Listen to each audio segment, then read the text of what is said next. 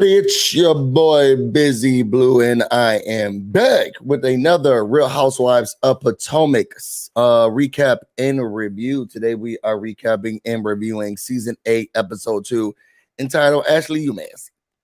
Ashley, You Messy. Before we get into the video, make sure that you like, comment, subscribe. Let me know that you are here. I'm trying to get this done before I start work. So let's just get into. I'm gonna say good morning really quickly to some of the people. What's up, Nola? What's up, Naris? Y'all, let me tell you what I found out today, and I think I love this for me. It's hilarious. Look at this, y'all. I was blocked by Evelyn Lozada. I love this for me. I don't think that I'm surprised about being blocked. I'm really shocked that she knows who I am. That's hilarious. That colorist blocked me. That colorist whore blocked me. Good morning, good morning, good morning, good morning, good morning, good morning, good morning. All right, so y'all, as we always do before we get into the episode, rated 1 through 10. What did y'all feel about the episode? I'm gonna give it a good 7, and I'm gonna say why I'm gonna give it a 7. Because I was watching a lot of reviews, and the people was like, that's probably what it is. That's probably what it is, Mel. She blocked me because I'm black. I'm gonna give it a 7 because one. So I feel two ways about this, right? I feel like Ashley, sorry, let me go back. I heard a lot of people saying, oh, this was a filler episode, which I don't feel like it's filler. I feel like it's setting up stories. And it kind of made sense. Like a lot of the stuff that they were talking about, a lot of the conversations that people were having around, were it seemed integral to what we're going to be doing later. So I didn't think it was filler. I think they're setting up the show. But I'm going to give it a 7 because I feel like Ashley, she's getting back to the messy Ashley that I used to like, but it's not the same. Before, like in the beginning of the series, Ashley was just very messy, and that's what I loved about her. No holds barred. And it was just in your face, messy. I'm in your business. I'm gonna tell you what I need to tell you. Da da da. But then also, it wasn't like so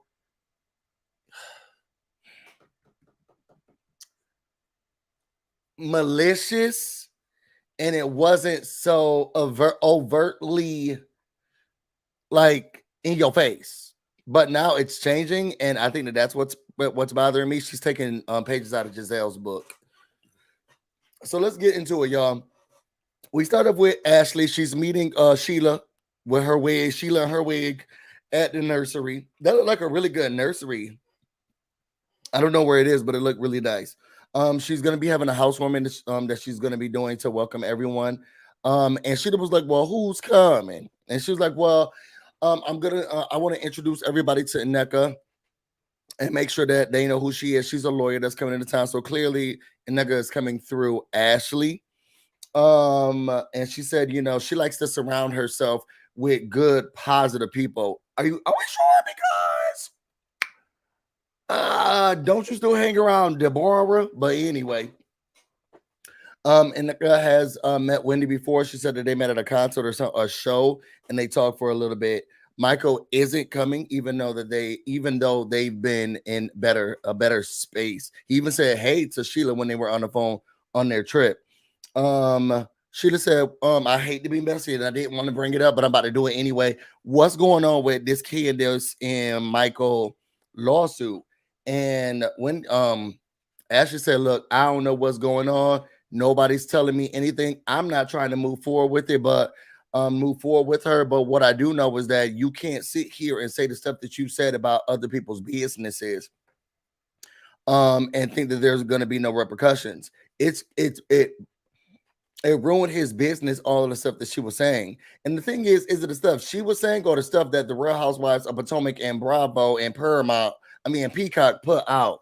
But I'll leave that alone. Either way, she won't be inviting Candiace. Let's see what the people are saying. Good morning. Ashley is a lying hell. She know what happened because it was in the Bahamas with that crip. Well, she was in that crip. Not a Crips keeper. I don't like this new girl. We don't know her yet. Pipe down, Nola. We don't even know her yet.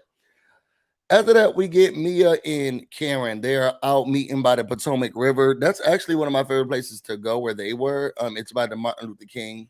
Well, it's at least on the same space as the Martin Luther King Memorial. So they meet there. Karen is sitting here looking like Rogue, the X-Man. And they shake hands. And Mia says she wants to apologize for what she did and what was going on during that time. This is where my problem is, and I am okay with apologizing to someone, but we're not gonna make it seem like I just did this egregious thing to you. You mad at a certain person that you don't like to talk to, and now you putting it on me because you don't talk to that person. Mia didn't do anything wrong. Now, I feel like she was being Candiace. I mean, not Candiace, Portia. Y'all remember when Portia was like, "That's not true. I didn't tell you that you tried to do that. I asked you if that was a thing.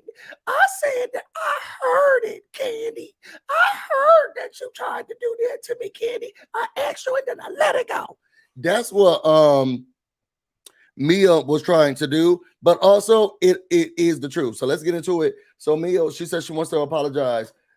Even though they showcased that Charisse told the rumor and Mia just came to Karen to let her know, like, this is what they said. You were sucking D in the bathroom. They said that you were being malicious, and you was opening up your legs to any man, or opening up your legs in your mouth to any man that was walking past, right? So Karen said, what really upset me was that I was a friend to you. And they brought up the cancer, no cancer, how they had cancer, no cancer, what was going on. And she was saying that I was just upset that you lied. Okay, you lied on that. And that really bothered me. And Mia said, I didn't lie. Like, Mia be lying. But I didn't lie. I just told you what somebody else said. And in all honesty, that's the truth. As much as Mia lies and it spews out her mouth so quickly, that is the truth. I didn't lie on you, Karen. I was being a friend to you, and I told you what the people said. Karen said, "Well, what people have been attacked. Ray has been attacked.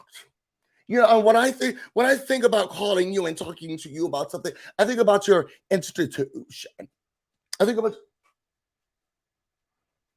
Hold on, y'all.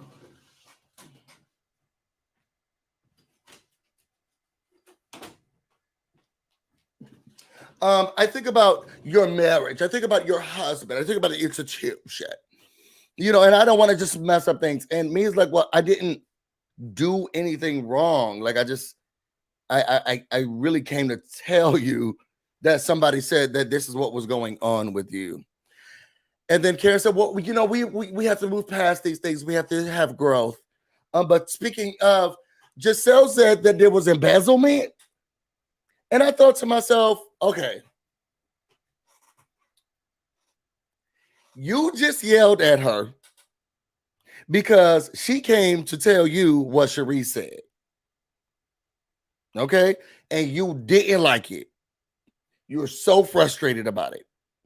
And then in the same breath, you turn to her and say, well, Giselle said that your husband was embezzling money. I don't understand how people can't see the flip-floppiness of Karen. Like, how can you not see the flip-floppiness of Karen? She just did the same thing to Mia that she was saying that she didn't like done to her.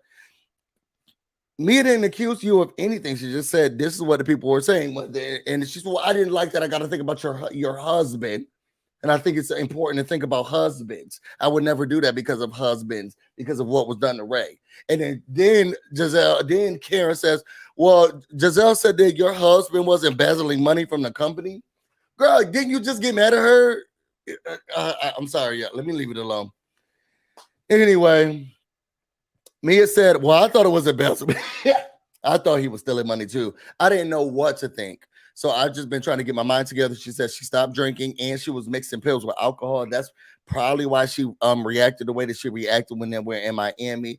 And Karen says, well, I think what we should do is try to get together. And you and when you have, if I could facilitate a conversation between you two, that would be amazing.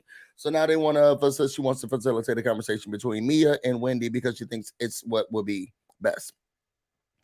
Let's see what's going on. Let me see what I can't remember what's on. It's not the stuff. So not the stuff that he was doing ruin his business, right? I don't like her as well. We don't know her yet, Mel. Patricia, good morning, Patricia. Lil Dern said, oh, it's dead. Andrea said, I think Mia asked Karen if it was true because that sounded similar to the arrangements her and G had. She was probably looking for a let's troll for that. Andrea, you messy this early in the morning. Good morning, Cherie. There will be no grind down slimmer. Just did it and just finished it without an issue. Did okay. Then we get to Candiace. Candiace is meeting with Nye. It's her manager. She's basically trying to put her office together. She got a picnic table and a couple of chairs. She's getting out of her contract with Monarch. It sounded like he wanted to slander Monarch, but she's like, girl, we on TV, like you need to calm it down. But she has to finish out the story, then she'll be done with it. He's like, look, I've been thinking about some openers for it. How about we get Drew Zabora? Yes, and I said Drew's a Bora because Drew is a Bora.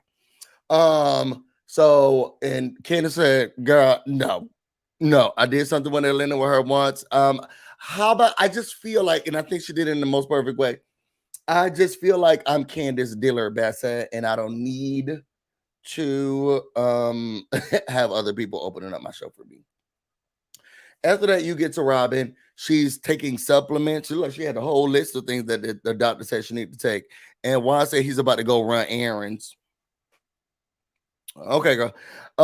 So he's going out to run his errands. She's like, before you go out, I know you don't like to get in women's business, but I just got to tell you about this intervention that we kind of had, and all the girls were feeling some type of way about everything that was going on and how me and you have gotten together. And Juan says, look, do they not think that we've already had these conversations? Do they not see that we're doing that I don't care what they feel? I'm gonna live my life. My circle's this small. I don't go out, I don't do things. I'm not gonna sit here and live my life just around how they feel like I should do things.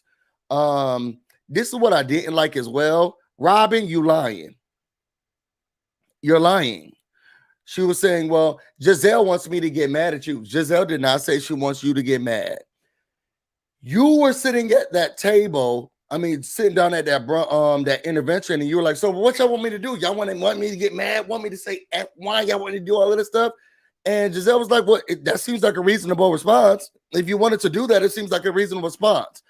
I didn't like how Robyn was bringing it back and saying, Giselle thinks that I should get mad and throw things and yell at you. That's not what, and I'm rarely on Giselle's side. That's not what Giselle said. Giselle said, sounds like a reasonable response. It sounds like a reasonable response. If you did that, sounds reasonable to me. So here Robyn is bringing back the story wrong. And Robyn said, look, at the end of the day, I really don't care what anyone has to say. And we see that. And Juan said, look, I'm just trying to figure out everything else that has to go on with this firing. Hey, look, was it just me, y'all? Did it look like he was looking at the producers like, you're happy? Because you ain't got no job, bro. You better do what we say you got to do. He was like, I had a unfortunate lawsuit. It's very unfortunate. And now we got to go through this because it's unfortunate, but it is a lawsuit. Gotta say it, very unfortunate. It looked like somebody had a gun to the back of his back, but we couldn't see it. And he said, and it's unfortunate because he loves his guys very much. He does anything. He said he normally puts people before himself. And when he says himself, he really means Robyn. He puts people before Robyn. Okay. Let's see what the people are saying. I don't even watch Housewives, but this is so funny. Just hearing it. Okay, so then we get to Nneka. They are building a home. Y'all, Ike is not like my kind of cute, but he reminds me of Wendy's youngest son. Does that make sense? When I was looking at his face, what Wendy's youngest son looked like he'll grow up to look like, that's what Nneka's husband Ike looks like. It looks like what Wendy's youngest son looks like he'll grow up to look like. It's Ike. I think he's like he's fun, cutesy, definitely not my type. He ain't no Eddie, but it looked like Eddie could have, I guess, gave birth to him. But they're walking around seeing what's going on. He said, "There's gonna be no baths in here." He's like, "Yeah." She said, "Yeah, no baths." He's like, "Yes, because I want to sit in my tub." Like, oh no! So now you want to take baths? I want to do whatever those people do when they get in the bathtub. I've decided now that we move into Potomac, I want to do whatever that they do in those bathtubs, which is very concerning to me. You don't know what the people do anyway. He's a doctor. She says she's been trying to get pregnant and she's been taking all of her vitamins with champagne. Then we get to Wendy. Wendy,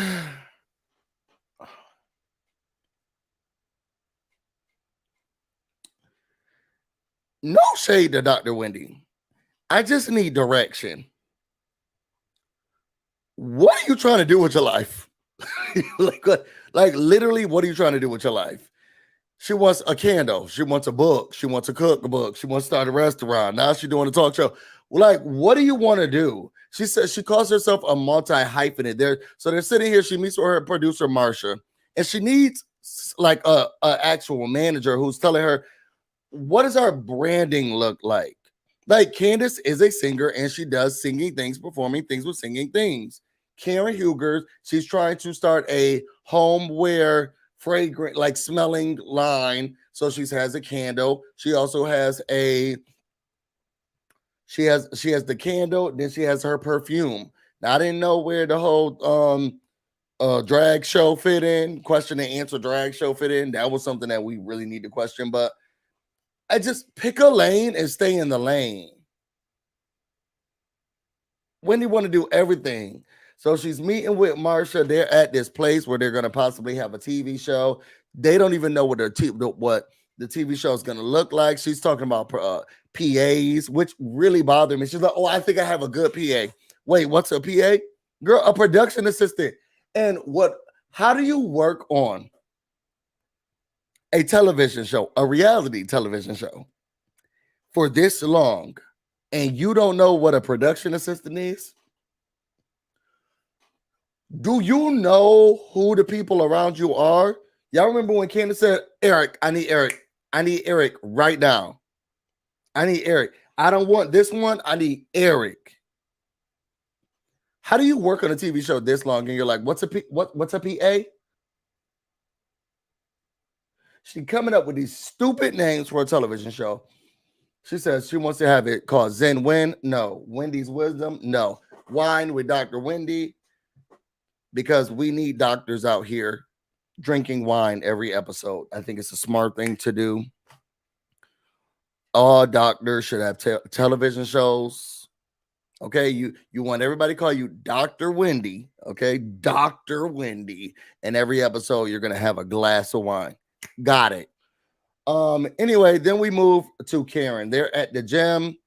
Ashley has new breast. Oh wait, let me read. Since that seems over, let me read what's going on. The way they flash those headlines. Okay, I hope they show Juan and Compton were dismissed. Juan was dismissed from the Compton lawsuit. Yes. Wendy was looking good. That was her outfit was the only thing that was looking good because her interior, the brain, it wasn't working. It wasn't looking good to me. Dr. Wendy has given Melissa Gorga a random storyline every season. It's just like, what are you coming with today? Soon she's gonna be like, you know what? Boom! I'm starting a floral shop. It's just she every idea is not a good idea, and you don't need to do everything. You call yourself a multi-hyphenate, but you don't have to be one. Next season, she's gonna say, you know what? Light bulbs. I think I want to get in the light bulb game. So then there's gonna be different type of light bulbs. So stupid. Then we get to Karen. She's at the gym. Ashley has new breasts. I don't remember the name. Karen doesn't want to say she's turning 60. She just wants to say that she's turning a triple 20. And she went and got a lot of the tests that you're supposed to get at your old age. And I'm not trying to be ageist. Shout out to Karen. But she says she has 5% calcium buildup in her artery. So Giselle was like, so that's why we're here, because you got a block. You got a little diarrhea. So she's like, no, it's not a blockage. It's a deposit. Okay, girl. Whatever you want to call it, we're here. It was a cute session. Then Giselle asked about the Mia Karen situation, and Ashley was like, they shook hands. She's like, well, we shook hands because we're not where we're supposed to be, but we're getting better. Okay, we're still hands because I'm not fake like that, you know. Giselle said, look, Karen, I think that you owe Robyn an apology, because you went around saying what was a rumor, and you got mad at Mia for a rumor, but then you going around doing rumors. Which, why don't people see the fakery in Karen? She wants everybody to apologize, and she wants to move forward. She wants to move forward. She wants to have class, but she doesn't operate the same way. She actually does the exact same thing to people that she gets mad at people about. But I digress. And she was like, it was a rumor. It was, and I don't know about what's going on international, but I know about domestic. Okay, girl, sis, whatever.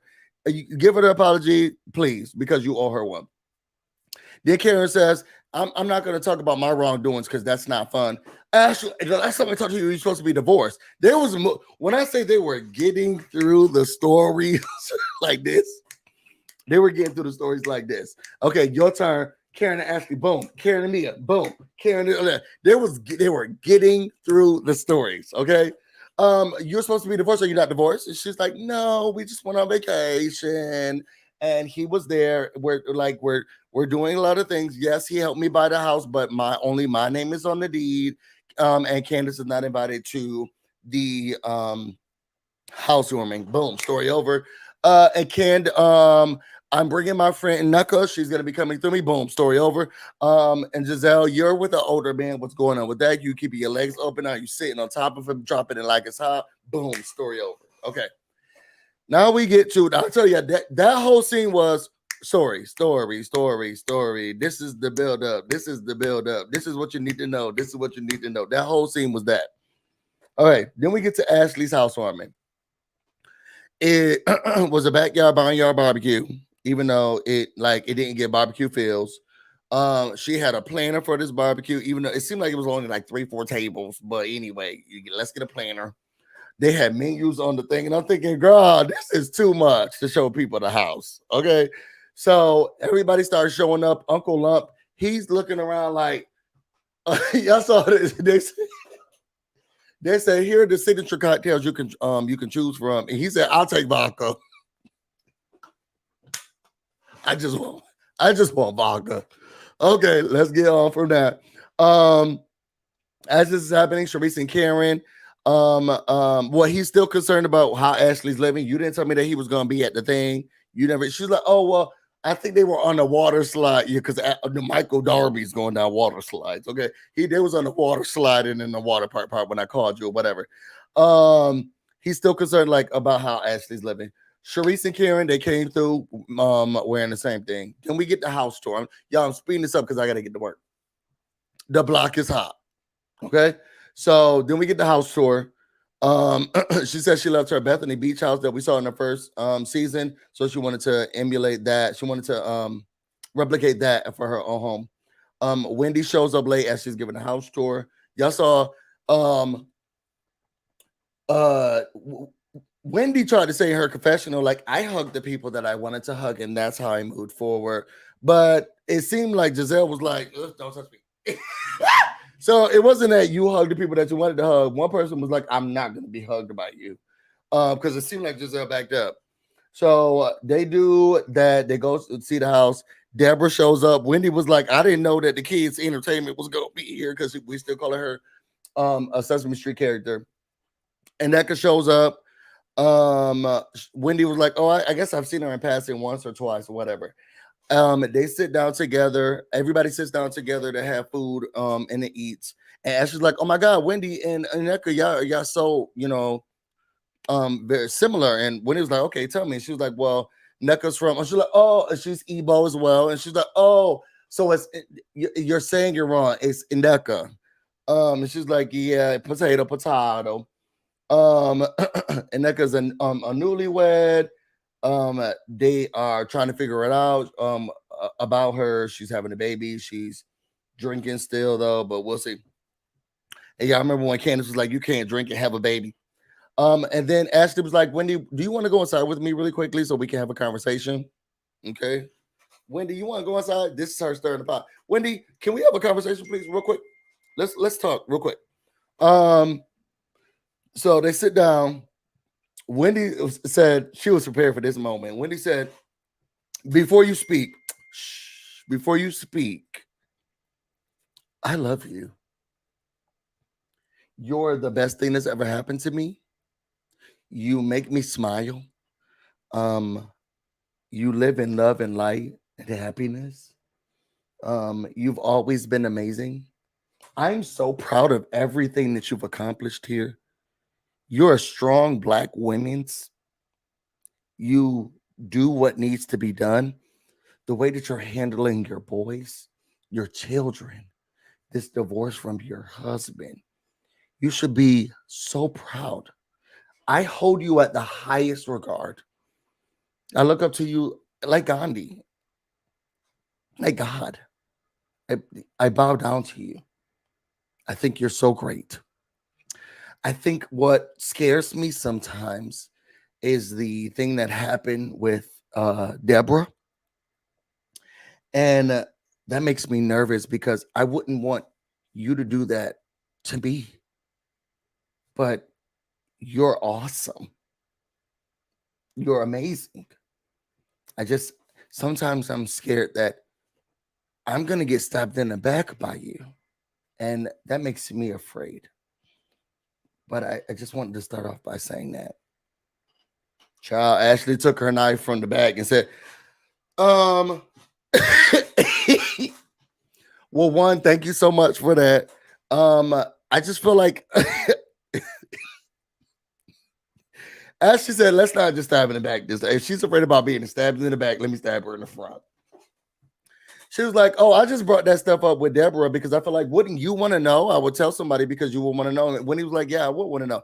That's the only reason I'm telling you that. Speaking of, I sat down with the Nneka and Ashley pours all the sauce on it. Okay. She's like, I sat down with her and she was saying, um, Dr. Wendy. She was like, "Doctor, is she a medical doctor?" Y'all remember when Karen said that? She's not a medical doctor. No, she never said she was a medical doctor. Um, she's not a medical doctor. Let me get over here, y'all, real quick.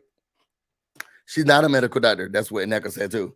But she's a doctor of philosophy. She's like, "Okay, I am. So what?" Like, she was feeding Dr. Wendy. Ashley was feeding Dr. Wendy negative interpretations of what Nneka was saying. Okay. And she's like, "Well," she was like, is she really a doctor? I ain't never seen her do no surgeries. Oh, she's a doctor of philosophy. Oh, something like that. Oh, something small." And then she was like, "Yes, I am a doctor of philosophy, and not a lot of people have that." And then actually, and then we had a conversation. It was something about being son or being Osu and what's going on. And then we go to the flashback, and Nneka was like, "Okay, well, why did they say that she would have been that? Did they say a reason?" And she's like, "Look, at the end of the day, Osu is something that people, it's an old thing that's abolished.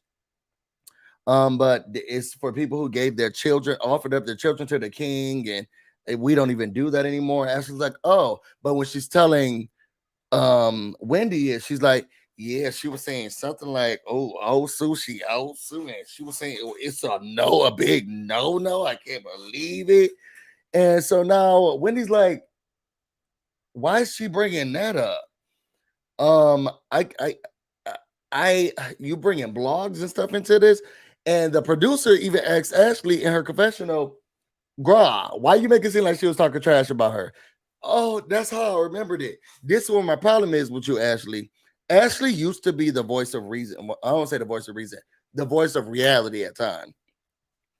When she first started the show, in these first three seasons, I loved Ashley because she came in here and she was giving you the real. Okay, this is what's going on in your marriage. This is what's going on in your life. This is what the people said about you, and you can't be mad at me. Now it just seemed like she's just doing too much, doing it up for the cameras, doing it up for the storyline. That's how I remembered it. Oh, blaming on the alcohol. Nobody's trying to do that, T-Pain. Say what actually happened, like you used to do. That thing bothered me. That was the end of the episode, y'all. I didn't think it was filler. I thought it was setting up a great story. I'm gonna give it a 7. I'm gonna change that from a 7 to an 8. I'm gonna give it an 8. I was entertained the whole time. The only scenes that I wasn't entertained by was, unfortunately, Candiace in her office. That was the only scene I wasn't entertained by. I was only a little entertained by that one. Only a little entertained by that scene when they brought up Drew Zabora and she was like, I don't know about bringing her in, because it was on her face like that lady can't sing.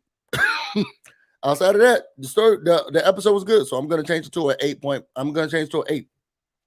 Y'all put in the comments, how did y'all feel about this scene? I mean, how did y'all feel about this episode? Scale it 1 to 10, put it in the comments, and then tell me why y'all felt that way if you're watching this on the replay. What was your favorite scene? How y'all feel about Ashley switching up the way that she does things? Because before she used to be honest, raw, and real, and what you liked it or not, girl, this is the truth. Now it just seems like she's doing too much, and the way she gives the story back is just not the way that I like it. Y'all, I'm about to get out of here. I want to thank each and every one of you all for coming here. If you all want to know more about me and everything else I have going on, you can find me on Instagram and on Twitter, BusyBlu, no space, no E. You can also find me on Twitch, BusyBlu, where this should definitely be streaming right now. Thank you all for watching. I'll see you all tomorrow morning. I'm about to go get busy, and you all stay busy. Till next time.